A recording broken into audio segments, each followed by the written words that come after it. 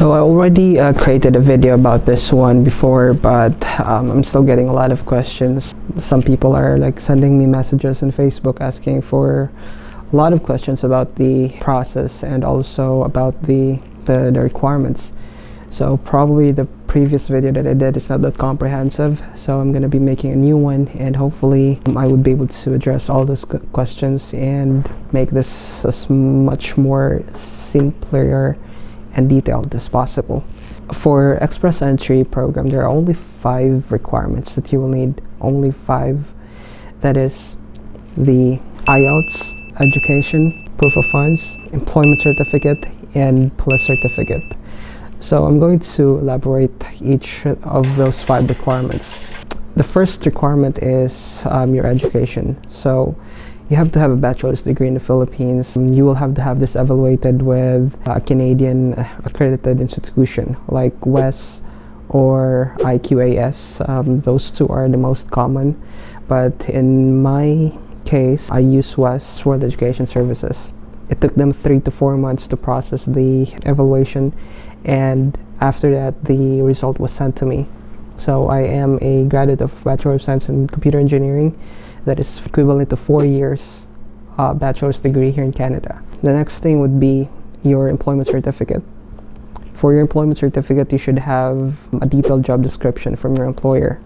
So not just a certificate, it should include a detailed job description as well. You can ask that to your employers, and it would be better if you can have those from all employers from all your previous employments. If not, at least those job experience that's most related to your course or your degree in college. And the next thing would be your police clearance. So for police clearance in the Philippines, that is our NBI clearance. Now, our NBI clearance is already multi-purpose, so you can use that. Make sure that it is valid. Well, the validity of that is 1 year now, so make sure that it is valid. And the fourth thing would be your proof of funds. For the proof of funds, I'm just gonna put a description, a link in the description box below, because it varies it varies with how many members of family are going with you. And then the fifth one would be your IELTS. Now for the IELTS, the highest score that you can get in the language assessment would be 7 in every test. So 7 for writing, 7 for reading, 7 for speaking, 7 for listening. And actually in my case, I took IELTS 3 times just to increase the score, because the score for our Express Entry is actually based on points. So it's a point system, and those who are on top are those people who are most likely will be getting an invite. When you receive an invite, the Canada Immigration would send you an email asking you to submit your full application. That means that those 5 requirements that I mentioned earlier, you have to upload it in their website. Well, basically that's it. Now, as I mentioned, Canada Express Entry is a program based on points. The most recent pool that they invited is, I think that's 450 DRS. Yeah, you have to have a high score. I'm going to put a description box below, a description in the description box below as well, for the link on how you can calculate the score that you have. Once you have all those 5 requirements, you can then process your Express Entry. Once you have your Express Entry profile created and you don't have, let's say your score is only 380 or 400, which is lower than the average invite that the Canadian Immigration is being sent out, what you can do would be to apply for a provincial nominee. So there are like several provinces in Canada, and each province requires a different types of skills. In my case, back in 2018, the province of New Brunswick was in need of IT professionals. So my NOC, or that's the National Occupational Code, is listed in their website. So I submitted an expression of interest for that, and luckily I got an invite.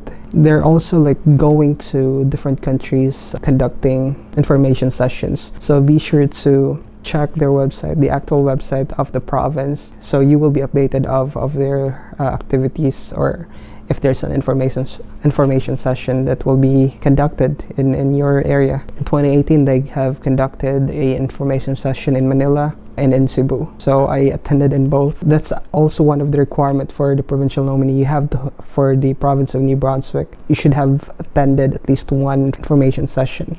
Once you see that your national occupational code is on the list of the requirements or the in-demand skills that they will need, then you can submit an expression of interest. You should have already an Express Entry profile, because you receive an invite, then they will be sending the additional points to your Express Entry profile. Yeah, so that's basically it.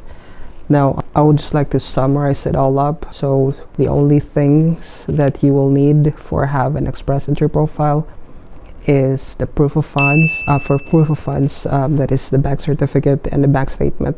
Educational credential assessment, your education, with the Canadian equivalent conducted by an accredited organization like WES or IQAS. Language, that is your IELTS. Employment certificate, and police clearance. That's it, and you're ready for the Express Entry pool. The process might take you probably a year or two, because you can't just like take an IELTS without studying. You can like also for the educational credential assessment may take 3 to 4 months, and for your employment record it's gonna probably take you 2 or 3 months as well. So yeah, while doing all those stuff, I would suggest you study for IELTS. There's a lot of practice in the YouTube that you can find, and also if you enrolled or if you decided to go with the British Council, the review is also free. You can just visit their office and they will give you handouts and practice tests as well, and it will also evaluate if you're ready to take the exam. So that's the good thing of it. And yeah, I think I've said a lot already. If you still have any questions, just leave a comment below. I'm going to do my best to make another video in the next, and or I'm going to make a video to answer those questions. And again, thank you for watching, and if you haven't done so, please subscribe to my channel. We're almost 1,000 subscribers and I appreciate it. Thank you so much. Have a great day. Bye.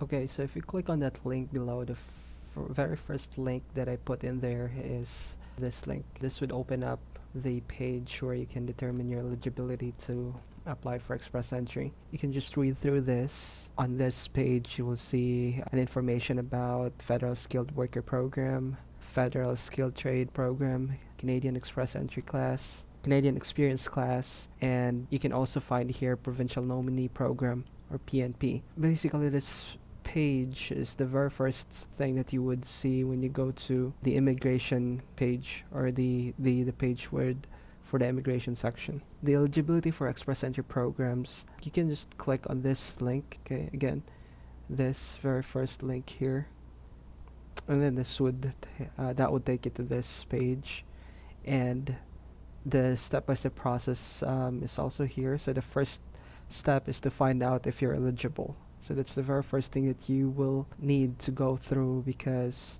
you cannot submit an Express Entry profile if you are not qualified. This stream is different from those other programs like working permit or other immigration program. This thing that I will be sharing you is the things that I've been through, or that I have undergone. It's all on this website. This is the first thing. You have to answer a few questions to see if you meet the minimum requirements. So you have to click on this first link here, and that will take you to this page. Click on here, check your eligibility.